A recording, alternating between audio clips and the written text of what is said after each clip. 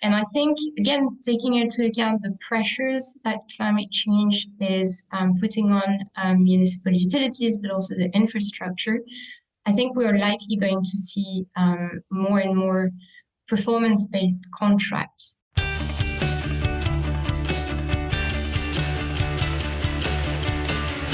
I am Reese Tisdall, and this is Future of Water, which we talk about all the ways which companies, utilities, and people are addressing the challenges and opportunities in water.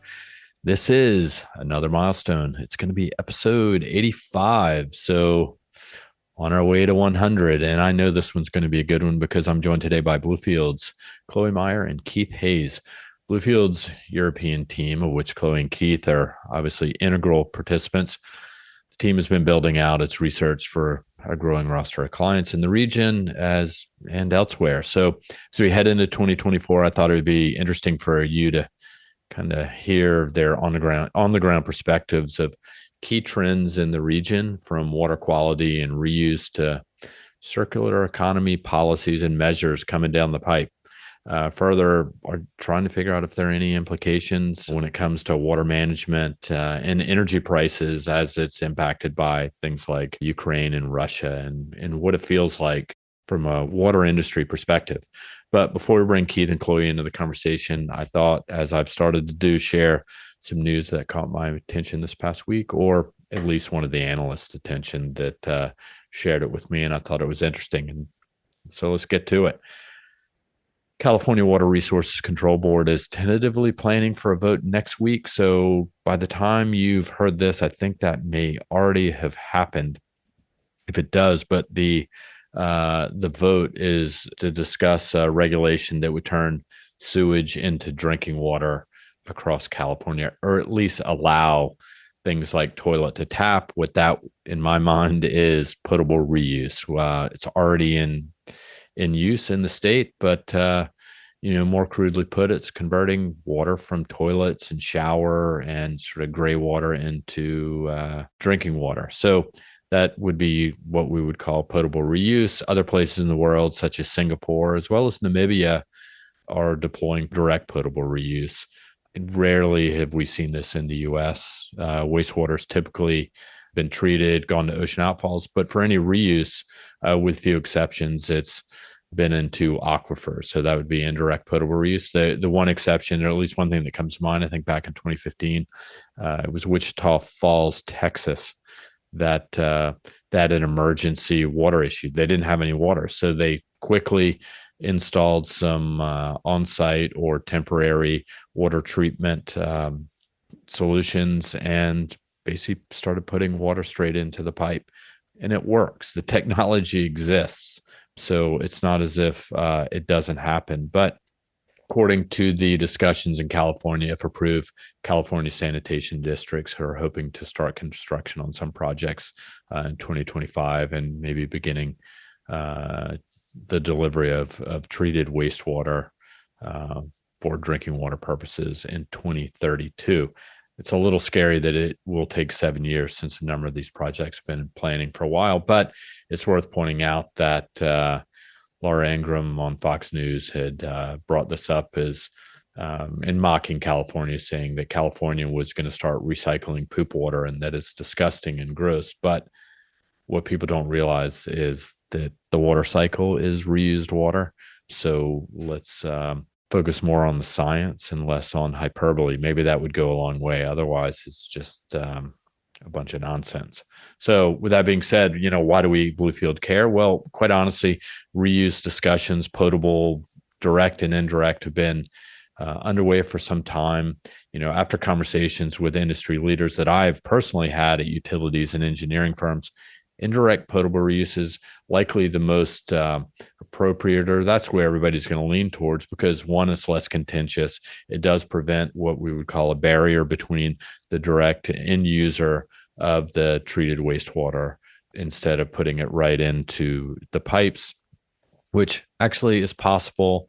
Even surface water supplies have problems. It gets treated, and there are boil water advisories, and things happen. So but if it happens with direct potable, there's going to be a wildfire of outrage, I suspect. And it's something we're going to have to come to terms with.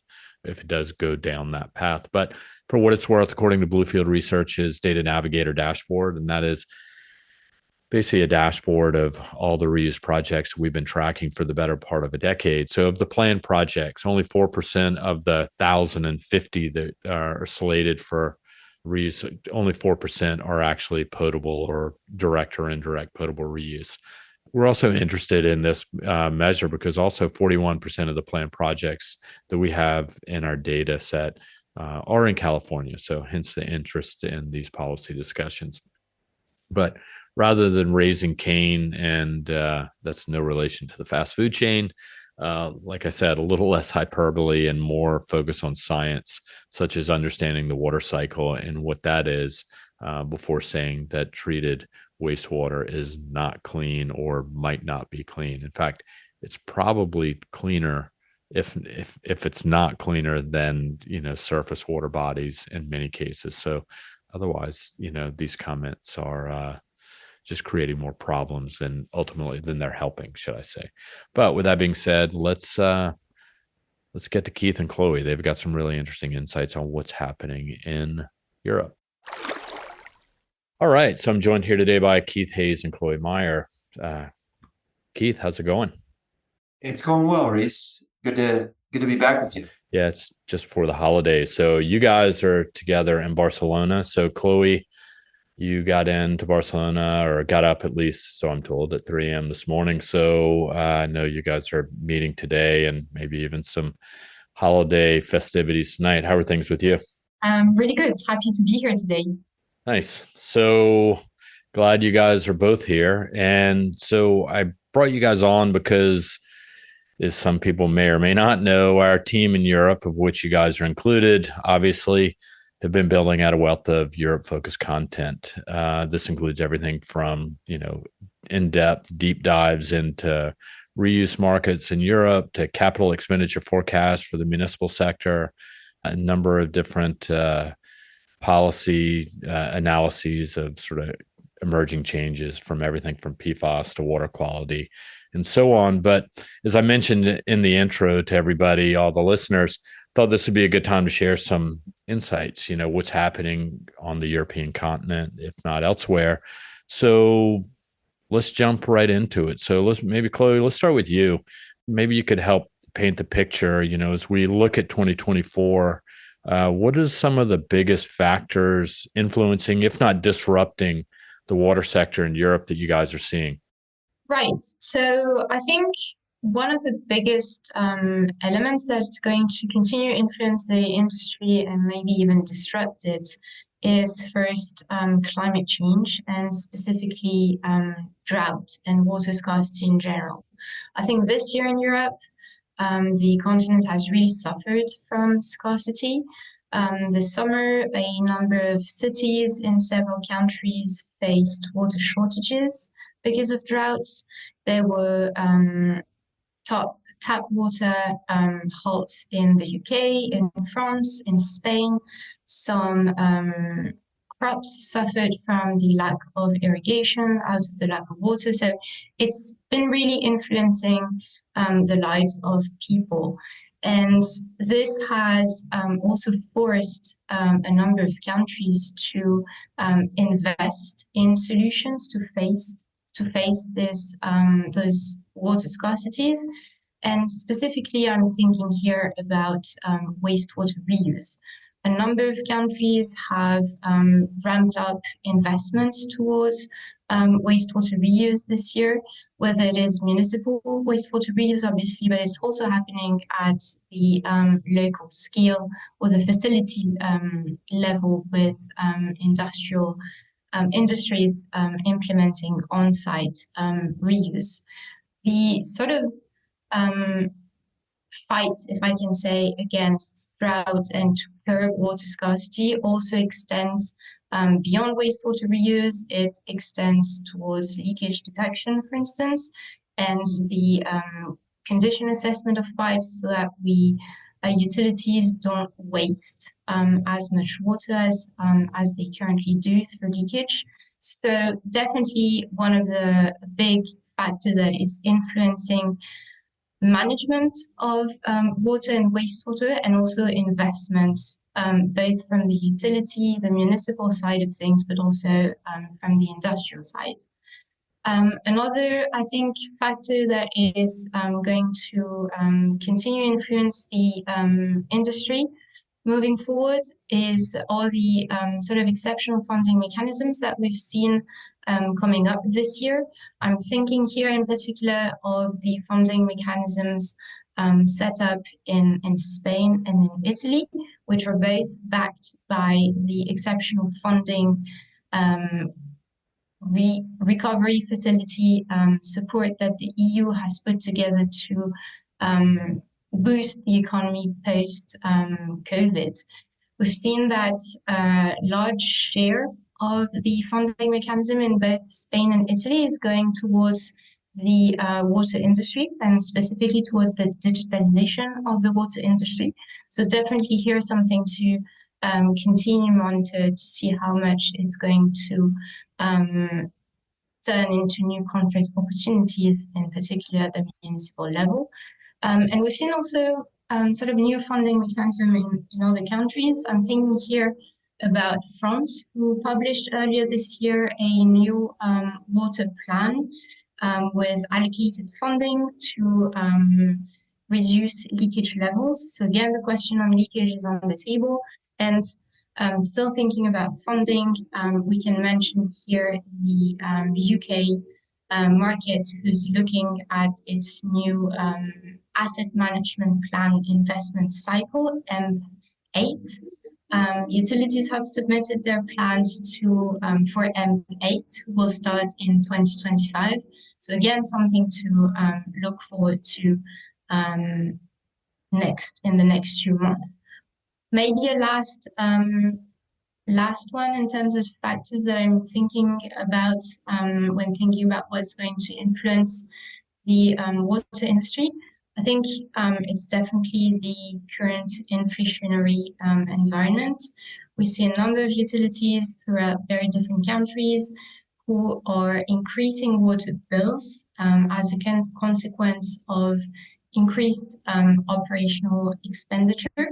The cost of producing, the cost of distributing water, of collecting and treating wastewater is going up because of inflation when it comes to energy prices, the cost of chemicals as well.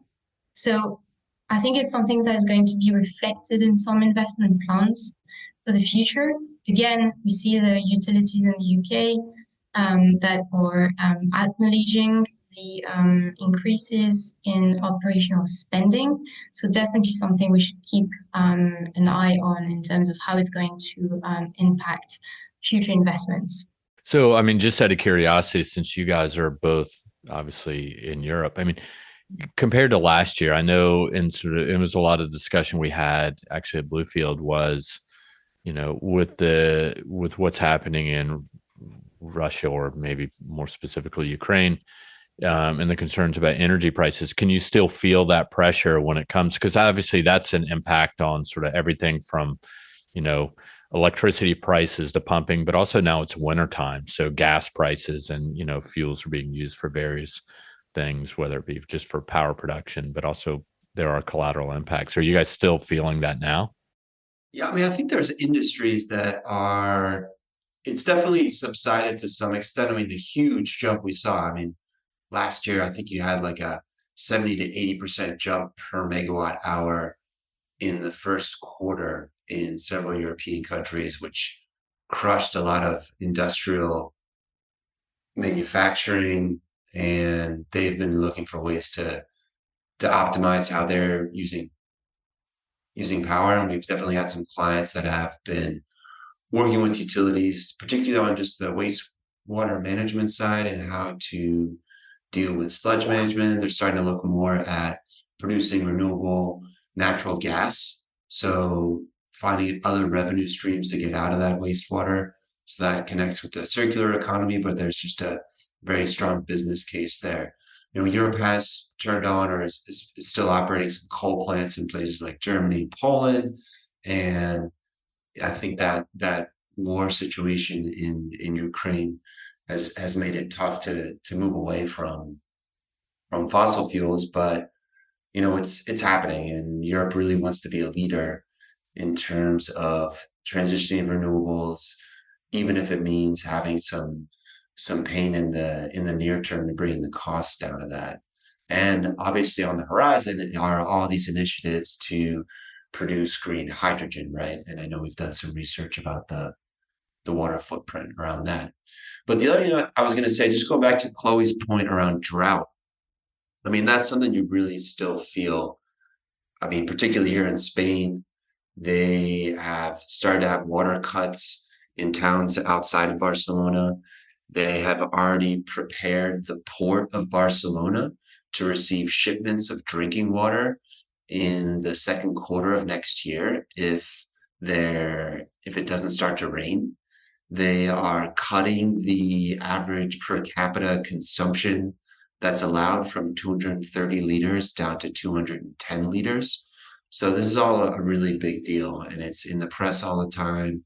There's a lot of finger pointing about mismanaging maybe some of the infrastructure spend, but that's something that's still ongoing. And as Chloe said, it's driving a lot of the funding mechanisms. That's where that money is going to be going, is to metering, to leak detection, and to replacing pipes. Yeah, I mean, I think that's interesting because also, Barcelona itself also has it has access to desalinated water as well. So kind of goes to show you how bad it is and or could be. So that's interesting. So Keith, I appreciate that. So sort of changing gears a little bit. So a question for you is, both you and Chloe do a great deal of work on the consulting side of Bluefield's business. And so we have companies and decision makers coming to us, always looking for things like, look, we're trying to break into the market,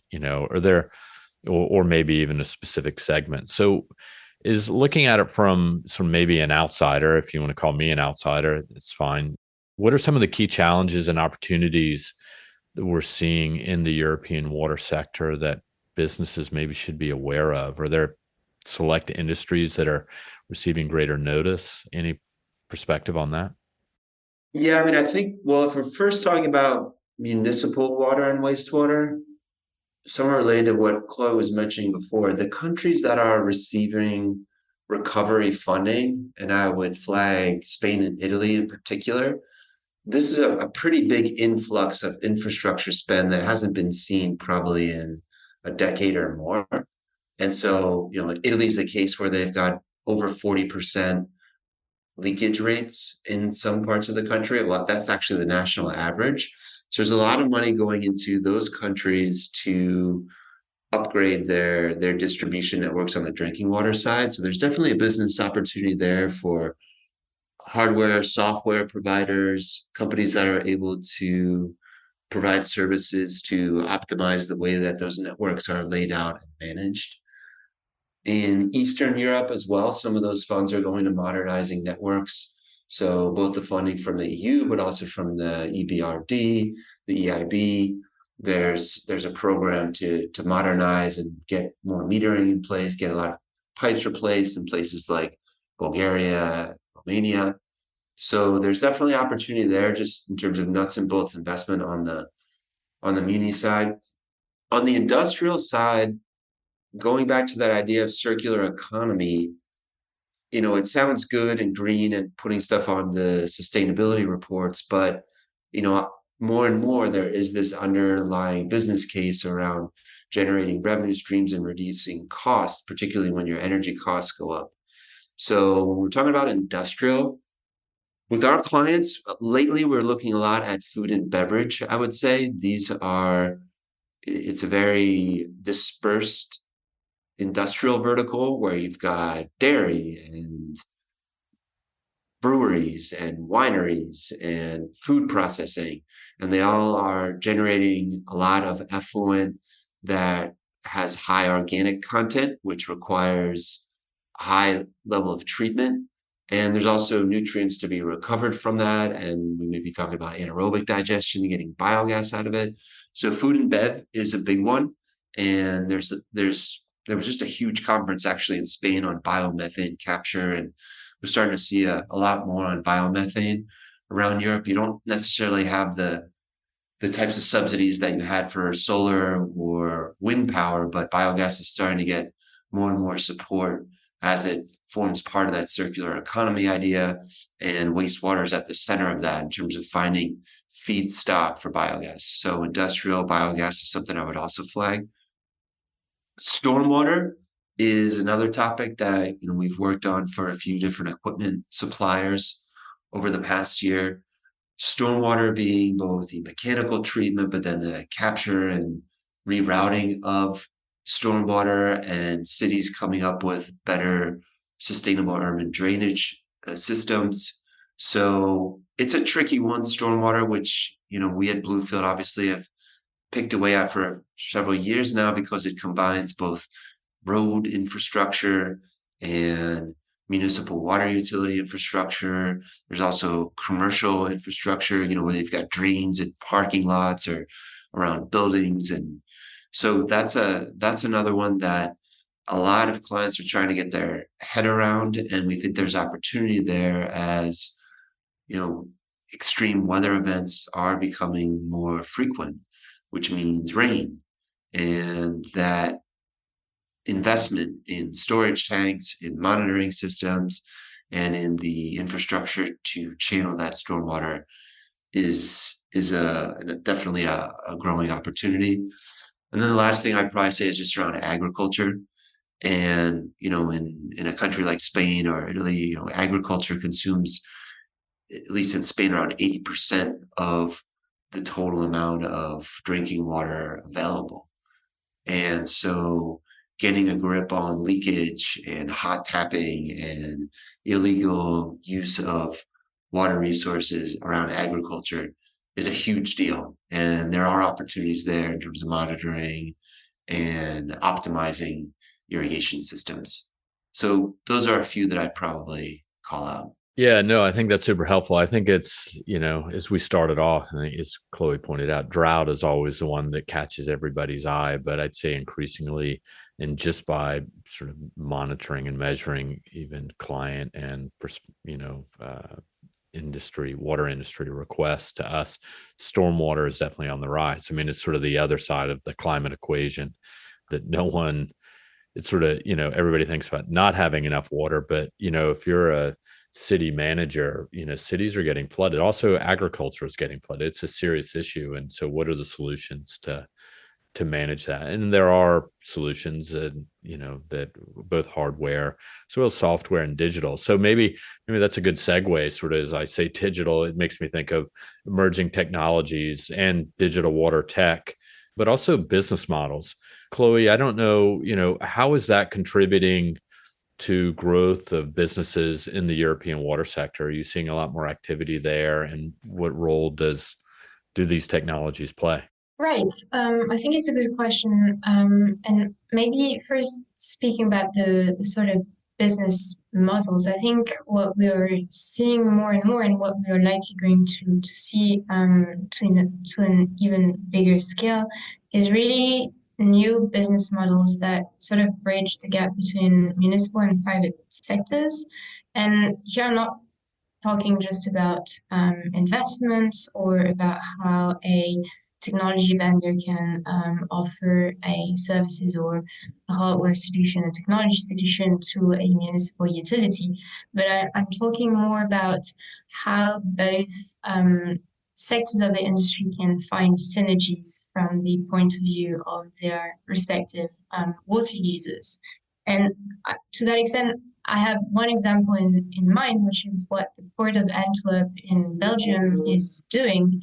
You have an upcoming project, which is a wastewater reuse project, in which the local municipal utility will supply treated wastewater to a reclamation facility, where further treatment will be provided to reclaim that wastewater and make it fit for industrial applications. And that reclaimed water will be actually distributed to industrial players that are gathered in the hub that is the port of Antwerp. What's interesting here is that the municipal utilities and the private players involving in the building and later on operation and management of that reclamation facility have formed a joint venture. So it's really about finding a new business model. And I think it's even more so important when we look at reuse, because it's really difficult to find a business model that generates positive revenues. When we look at wastewater reuse from the foreign municipal wastewater utilities, so finding those cooperation opportunities with the private investors, private off-takers of wastewater reuse is also a way to create a more sustainable and financially more beneficial business model, potentially. Another new business model that I'm thinking about for which we've seen a few examples this year are performance-based contracts that take into account environmental goals. And I'm thinking here concession contracts to operate municipal utilities. We've seen two examples of those this year in France, specifically in the cities of Montpellier and Lille. Both cities have 10 to 15-year concession agreements that were just renewed and awarded this year.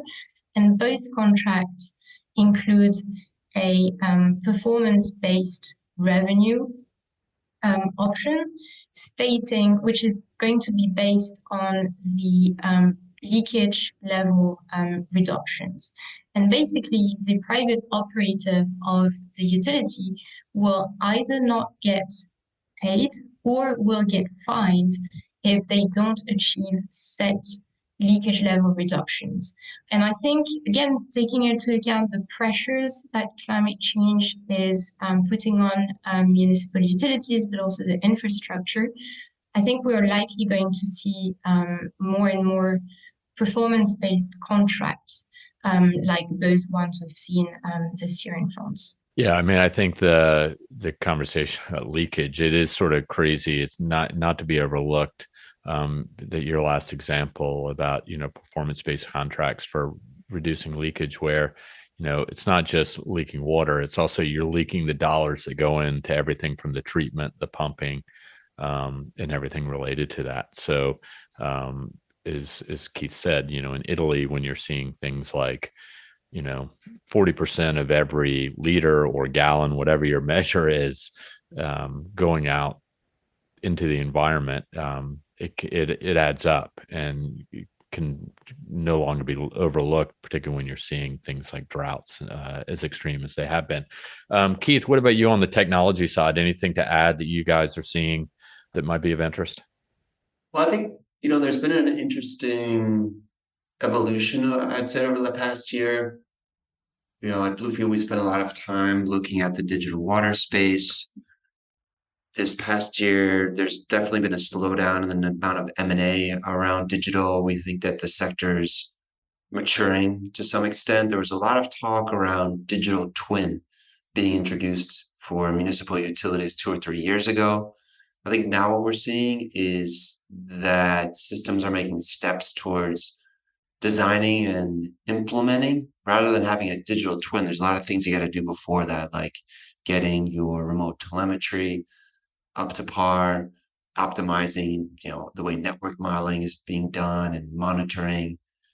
And so, we are seeing systems start to move in that direction. Again, I think a lot of funding, we're going to see recovery funding in Spain and Italy, some funding in the AMP cycle in the UK that is going to be targeting building out better visibility on these networks so that they can move in that direction. But the other obviously exciting thing is how AI is going to get used on water networks, or for what operations, or how can it be implemented to improve the way that these systems are operating. And, one of the big challenges that you have in operating a water network is just the massive amount of data that needs to be processed, right? Utility personnel are getting bombarded on an ongoing basis with tons of data from their assets, and whether it's water quality or pressure or levels of tanks. And so having a tool like AI that can optimize how that data gets processed to help support operations decisions, that's pretty exciting, especially when it can isolate what are the real problems and separate out all the background noise of stuff that's going fine. And so, I think what we're starting to see, whether it's the use of AI to go through condition monitoring footage inside sewers and determine that there are certain areas of a sewer system that may need more attention than others, after putting, tons of gigabytes of images through an AI engine, is huge. And so I think incremental gains that we're going to see around processing data, making operational decisions, are going to be starting to become a key part of the way that some of these digital technologies are used. The other thing around AI is, again, it's somewhat related to condition monitoring. We did some sessions presenting companies at Aquatech in Amsterdam a couple months ago. Actually, that was beginning of November. It feels like a while now. And I think one of the things that came out there was how AI can be used to optimize the way that different assets, what noises they make. So, like if a pump is starting to make a strange noise, the AI can detect and provide acoustic analysis. Or if you have a membrane where the water quality starts to drop, AI can make suggestions about cleaning the membranes to optimize the way that component is functioning within a module in a treatment plant. So I think that's seen as a pretty interesting driver for innovation going forward. Yeah, the AI piece is interesting. I mean, I think a couple of years ago we did, a white paper with Arcadis talking about AI and its applications within the water sector. The irony of it is, if we brought in our colleague Amber Walsh, she might start talking about data centers and how much water data centers use. So, in this case, that water is being used to make water utilities more efficient. So, that's not a cynical comment. That's just a reality. So interesting. Well, I mean, maybe that's a good lead to my next question for Chloe. And that is, as we talk about sustainability and environmental conservation, I mean, the EU is obviously different than in many ways in what's happening in the US when it comes to measures such as this. What role can businesses play, when it comes to water and promoting sustainable practices? What are you seeing on the ground? Right. Well, I think we've mentioned a few times now during this conversation reuse. We've obviously worked and researched the reuse space a lot this year, but I do think that it is something that is definitely going to grow, obviously, in Europe. And I think that more than wastewater reuse, it's really about developing the concept of circular economy, which is something that the European Union encourages and for which the EU has targets for. But it's also, the idea of seeing wastewater as the sort of final link in the circular economy principle, from which energy, nutrients, other materials can be recovered and reused. Either it is reusing the water component from wastewater reuse, but sometimes it's about recovering and using specific compounds, like recovering metals from mining or metallurgy manufacturing activities, recovering phosphorus from chemical manufacturing, facilities and their effluent, and turning that phosphorus into nutrients to be used by the agricultural industry, turning sludge into biosolids. So it's really about transforming what has long been seen as a simple, if I can say, waste into a resource that can be used not necessarily by the same industries or the same stakeholders that produce the waste, but by some others, hence the importance of bridging those gaps between different industries, between the municipal and the industrial segments, and between different users of resources. And I think that the concept of circular economy in general calls for also more stringent attention on the quality of water in general. The EU at the moment is looking at revising the Urban Wastewater Treatment Directive, which is the regional regulatory text that frames the treatment, the collection and the treatment and the activity of municipal wastewater utilities. The member states, are currently reviewing that text, and one of the core concepts that was proposed by the European Commission is to extend the concept of polluter payers, or the polluter pays concept, into an extended polluter pays principle, under which certain industrial manufacturers known for discharging effluents that are heavy in emerging contaminants, those industrial manufacturers would be required to pay for the treatment of those effluents. So I think as we move forward into becoming more circular economies, obviously the question of pollution, emerging contaminants, and how we remove those to avoid spreading them into the environment and into through the different reuse applications is going to become increasingly important for sure. Yeah, it'll be interesting to see how it unfolds when it comes. I mean, we've done research this past year on sort of, policies being developed in Europe, compelling the business community to address some of their environmental impacts, including water, wastewater. That's one thing that it's a little bit harder to do than maybe what you see in the US. I mean, it kind of ties into ESG. We've talked a lot about, the sustainability angle and how much can you really force that? I mean, Keith made a point earlier is that companies as a whole are really just starting to look at water, wastewater treatment, and the associated, let's say, costs, whether it be energy, et cetera, chemical prices for treatment.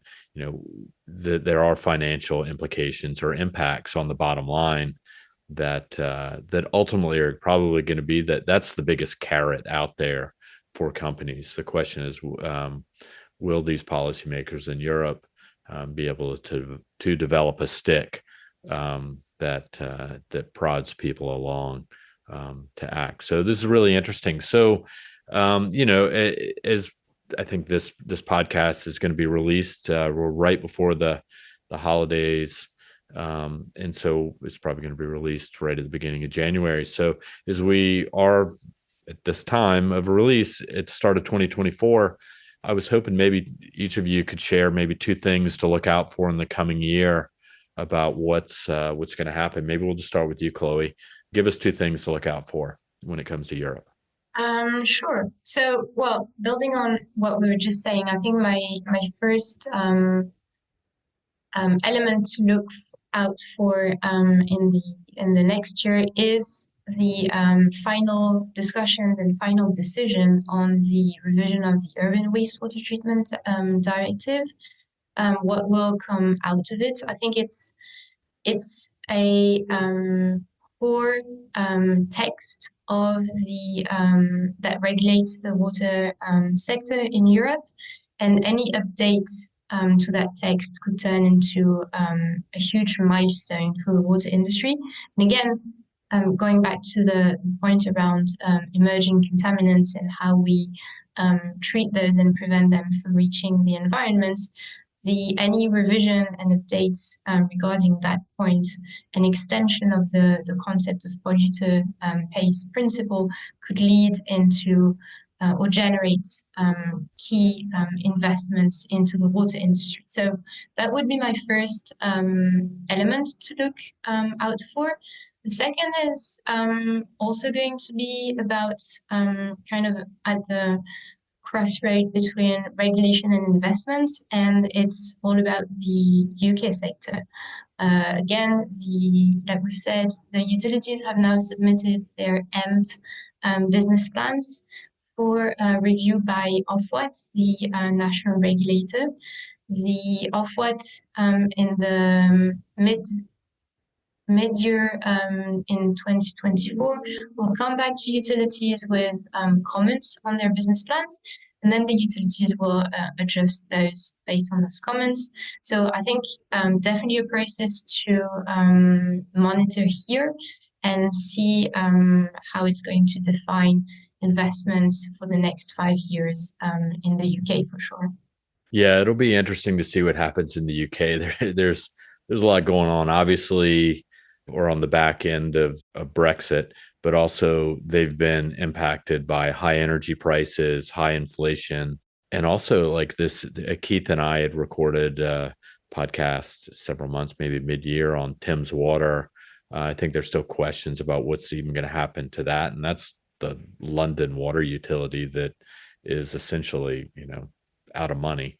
And they're trying to address that. And it's raised questions not only about Thames Water, the ongoing violations, wastewater effluent violations, but also Ofwat and just private investment or ownership of utilities as a whole. So look forward to seeing how that rolls out in the coming year. And the AMP cycle obviously is a big deal, not only for the utilities, but also there are a lot of private players, engineering firms involved in that. So that's great. So Keith, what about you? What's on your radar for 2024? I think the way that recovery money actually finds its way into projects is something to keep one's eye on in 2024. So, for us, the main countries there would probably be Spain and Italy. Spain has their PERTE or PERTE program. There's about 1.3 billion euros up for grabs. They just announced the first tranche being granted about a month ago. So that means that you move from a phase where they're granting the funding to then utilities, municipalities turn around and start tendering out projects for sourcing equipment, services to modernize their networks. So that's a big one, both in Spain and in Italy. I wouldn't say there's one tender necessarily, but most large cities like Barcelona, Bilbao, Madrid, all have pretty large programs laid out where they want to spend that money. The second thing is that this year is when the European sustainability reporting standards come into effect. So they are going to be phased in for larger companies, which means beginning in 2024, so as of January 1st, standards will apply for companies employing more than 500 people to begin reporting on their sustainability, which is also going to require reporting on their water usage. And that's a big deal. It's probably going to be a few years before we have a data set that we can really, I would say, dive into. But what it means is that water footprint is being incorporated in a more transparent way into sustainability. We're going to be able to compare more across companies and countries and start to use that as our measuring stick when we consider how much is being spent, how many violations. It's just another angle to really figure out how companies and different entities are complying or not to try and move forward on the bigger goals we have for making the water industry more sustainable. Yeah, no, I think I mean, it's interesting. You guys are both pointing at specific policies or sort of top down drivers of change. So it'll be interesting to see how that does play out. And what I really look forward also is to this coming year, looking at things like, what's happening within industrial reuse or just industrial water management, but also like, Chloe brought up the UK and its AMP cycle. What are the implications for that?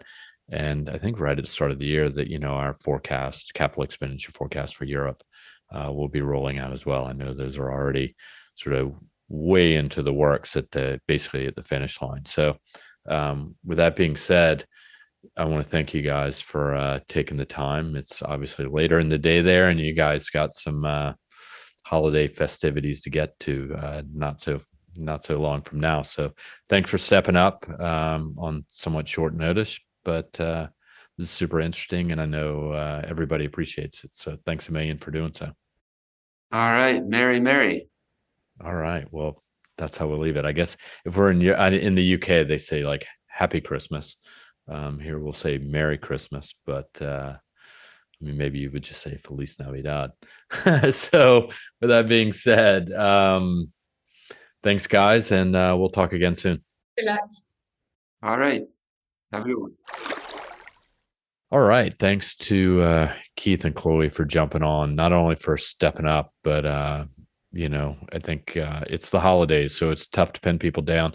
Their insights are really useful. They are on the ground in Europe and are working with a number of companies on business strategies and approaches to developing businesses and strategies for the region. So the holidays are here, as I mentioned. So it's going to be a little light when it comes to the news and information side from Bluefield Research. But by the time you hear this, we should be well into the swing of things for 2024. So thanks for being patient when it comes to that. And we look forward to a great 2024 when it comes to the Future Water podcast. So before we sign off on this one, the last recording of 2023, if you're in Boston in 2024, or Barcelona for that matter, where Keith and Chloe are, let us know, and we would enjoy the opportunity for a meeting.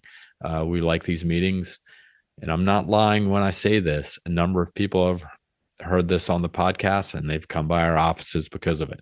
So take advantage of it. Please subscribe and give us a review. I know you need or want to give us a review. We need you to do so because it helps us help you. If you have any questions or comments and just topic ideas about the Future Water podcast, send us a note at waterexperts@bluefieldresearch.com. And lastly, tell a friend about it. I say this every time, so I'm going to say it this time, and I'll say it again in 2024. And for 2023, this podcast and these water industry insights have been brought to you by the one and only Bluefield Research. To learn more about us, visit us at bluefieldresearch.com. Till we talk again, be well, be safe, and take care.